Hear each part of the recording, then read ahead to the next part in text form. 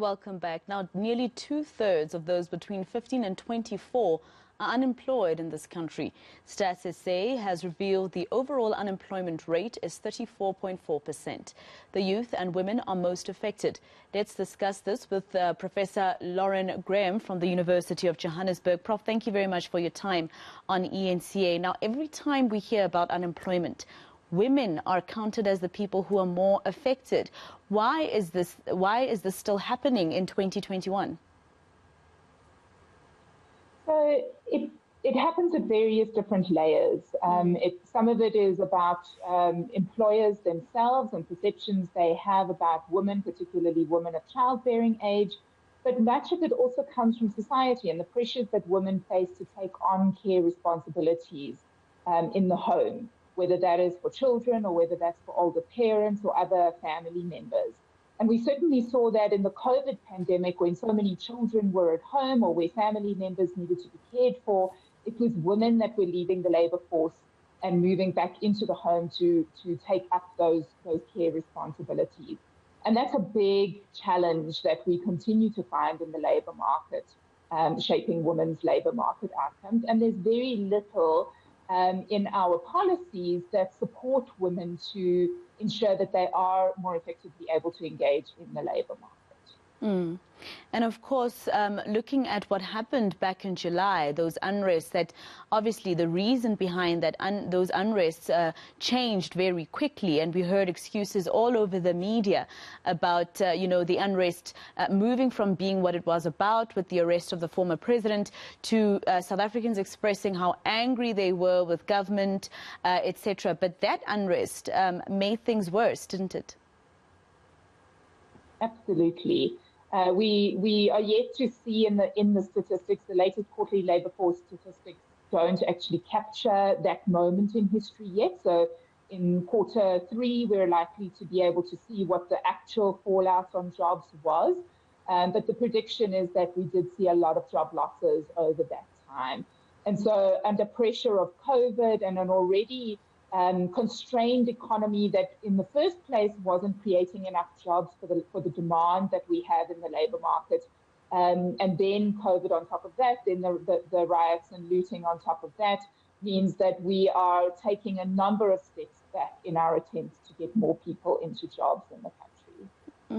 And sticking to the unrest, I mean, if you look at an area like Alexandra, for instance, it wasn't only malls that were, targeted. It was also those women who became self-employed and sold fruits and vegetables on the side of the road that couldn't do it for about 2 to 3 weeks out of fear. Absolutely. And I think fear is another issue, not just during the rioting period, but certainly some of our research shows amongst young women that when they do find jobs, if those jobs are ending late in the afternoon or into the evening and they're having to travel home in the dark, they're afraid to walk home in the dark. So there are definitely issues of fear that women face in particular that also constrain their labor market opportunities. And we know that a number of the policies that we have in place, if you think about the EPWP and a number of other policies, affirmative action policies, we have targets for women to be in the labor market, but we don't have policies that are really trying to address those issues of the larger care responsibilities that women have to carry and the fears that constrain their labor market opportunities. Those are clear policy gaps that we're really not addressing appropriately. And I guess also the historical view of women. I mean, back in the day, because of patriarchy, a woman was not to be heard but only seen. And the kind of jobs that a woman would get in those days, it's still happening today. It's to look after children, to cook, etc. A lot of companies still don't think of women in leading positions, and I think that's the problem. But now my question to you, Prof, is what the solution is. It's been so long now, and we still have the same problem. And even when women do get into those leadership positions, there's also the other part of this debate about pay disparities. Absolutely. So I'm not going to talk about pay disparities. I think that's a different issue and equally important, but slightly different issue. But if we stick to just women in the labor market, what we're seeing, so the article that this interview is based on makes the argument that what we need to see is a general rise in the demand for labor in the economy. We're not going to solve this problem if we have this ongoing structural unemployment rate.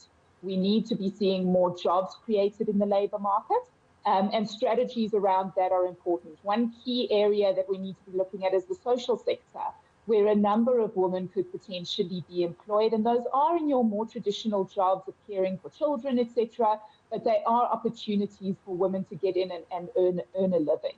So really supporting ECD development, for instance, both creates opportunities for women to work, but also for children to be cared for so that women are freed up to look for work.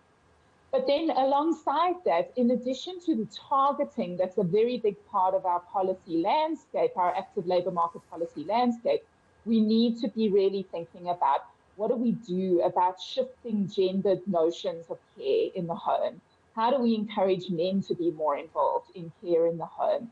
How do we put into place the support mechanisms like really good quality, low-cost ECD, for instance, or good quality, low-cost home-based care, so that women are freed up to be in the labour market? How do we ensure that our cities and our townships and other communities are safe, that there's lighting that is regular and that women can walk home safely at night?